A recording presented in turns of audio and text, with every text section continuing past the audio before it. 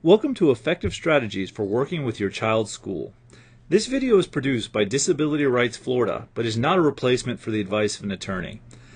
You may request free and confidential information and advice regarding a specific special educational issue by contacting Disability Rights Florida directly at 1-800-342-0823 or www.disabilityrightsflorida.org. This video is one of several available on our website and YouTube channel produced to assist you with aspects of special education services in Florida. In this video, Effective Strategies for Working with Your Child's School, we will cover the following topics. 1. What is collaboration? 2. How to recognize and avoid common advocacy mistakes. And 3. How to use the chain of command. To become an effective advocate for your child, it helps to establish a working relationship with your child's teacher and other staff at your child's school. Collaboration is working together to achieve shared goals. Successful collaboration begins with you having a vested interest in your child's success and growth in school and being prepared to communicate your short and long-term goals as well as your master plan. First, you and your IEP team need to establish goals that both you and the team are deeply determined to accomplish and document those goals on the IEP. This requires a great deal of successful communication. Here are 9 common mistakes to avoid. 1. Not understanding how your child's disability affects him or her in the school environment. Oftentimes, students perform differently at home than they do at school.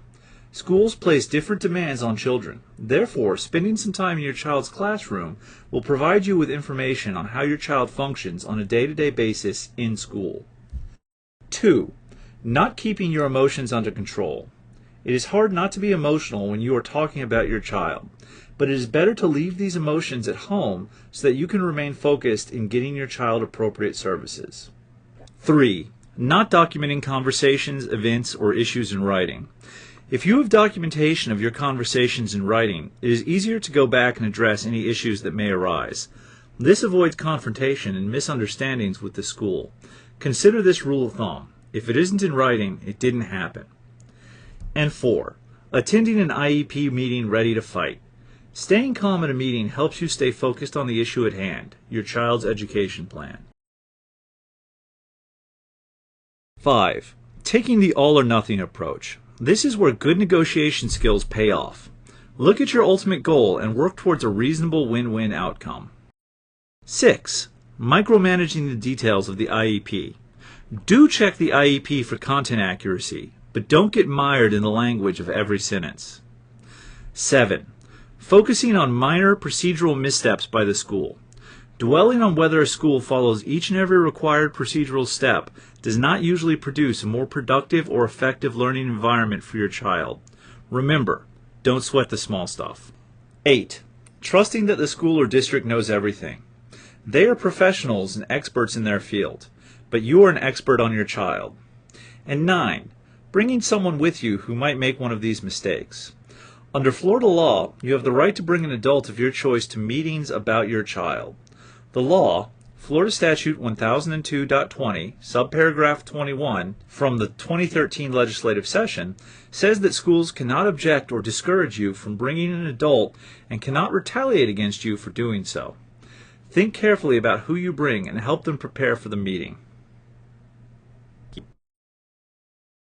If you have an issue with your child's classroom or school, your first line of communication should be directly to your child's teacher.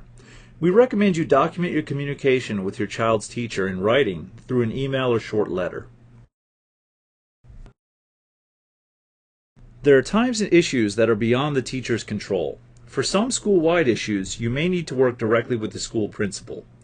Also, you may request assistance from your school's principal if you are unable to successfully resolve your concerns with your child's teacher. The principal is the person that is responsible for every student attending the school. The principal is also responsible for the hiring and firing of teachers and ultimately responsible for the school's success or failure. Other staff involved in exceptional student education include 1. The ESC Staffing Specialist. If you need to schedule an IEP meeting, an eligibility meeting, or to request additional services, your school's ESE staffing specialist would typically handle this. Your teacher or principal can also assist you with this process as well. 2. The ESE supervisor. If you are unable to resolve your concerns or issues directly with the school, we suggest meeting with your district's ESE supervisor. They provide leadership and are responsible for ensuring the provision of the best possible educational opportunities for students. Finally, your district ESC Director ensures the development and delivery of an appropriate education in the least restrictive environment to all students eligible for exceptional education. ESC Directors report to the Assistant Superintendent for Curriculum and Instructional Services. They are typically assigned to supervise the work of the ESE supervisors, specialists, and support personnel. Most issues can be resolved before you get to this level. However, if you are unable to resolve your issues or concerns directly with the ESE supervisor, you can request a meeting to speak with the ESE Director. Here are a few tips for becoming a better advocate. Be organized. Be prepared. Be focused on the individual. Be clear on the issues. Be an effective communicator. Be a problem solver. Be a negotiator. Be aware of the rules. Be confident and in control. Here are some suggestions for getting organized and managing your child's ESE records. Develop a record-keeping system. Keep copies of everything. Keep a journal. Create a paper trail.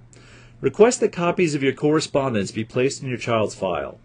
Bring records to meetings and organize them in advance, and write an outline of issues to follow at meetings.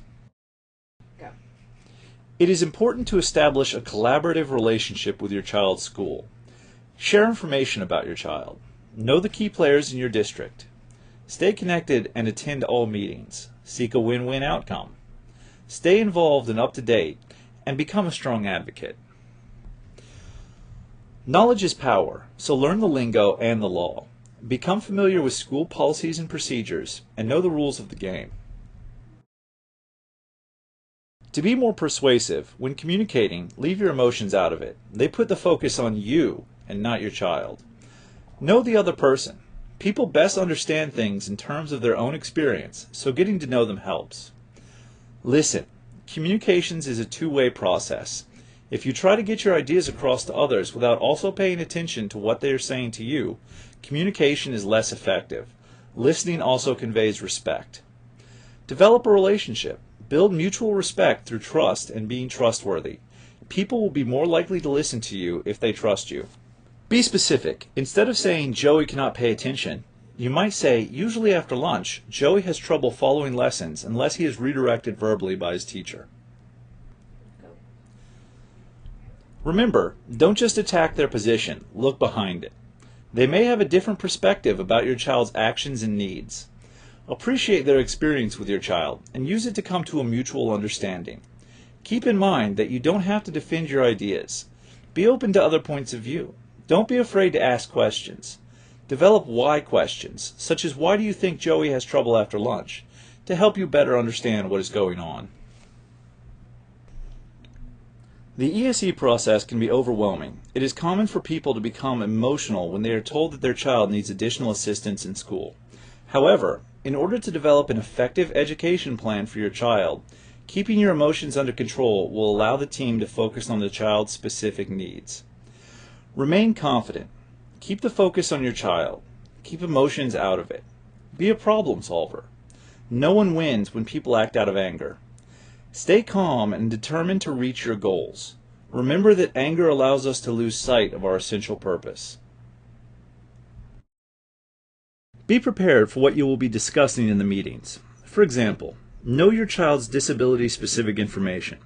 Understand your child's disability and be prepared to share that with your child's team, and keep in mind that you are the best expert on your child. And know some information specific to your child as an individual. Have a good understanding of what your child's needs are.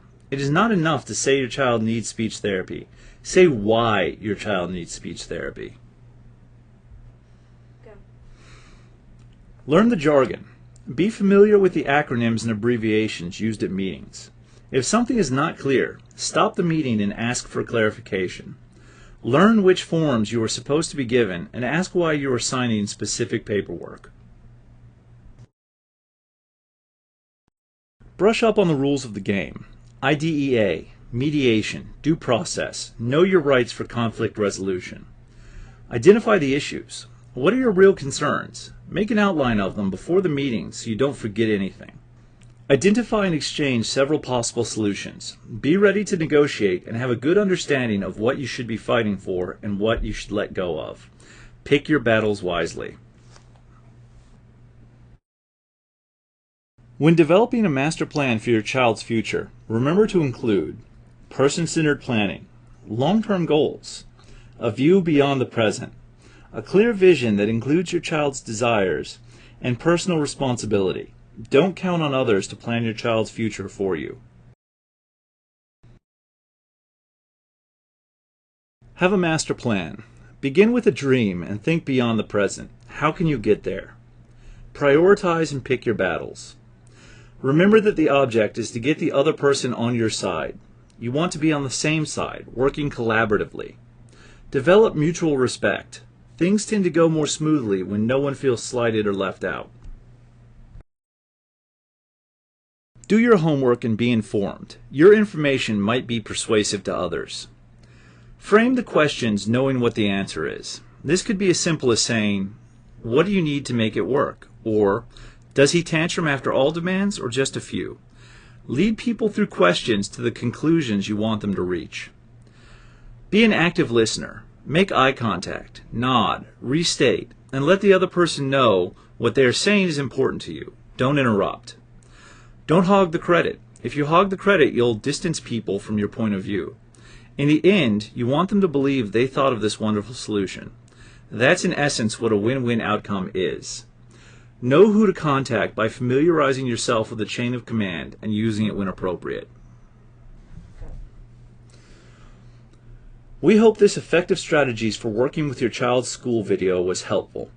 You may find other special education videos on our website and YouTube channel, along with information about other education topics. If you need more help, you may request it from Disability Rights Florida. Our services are free and confidential.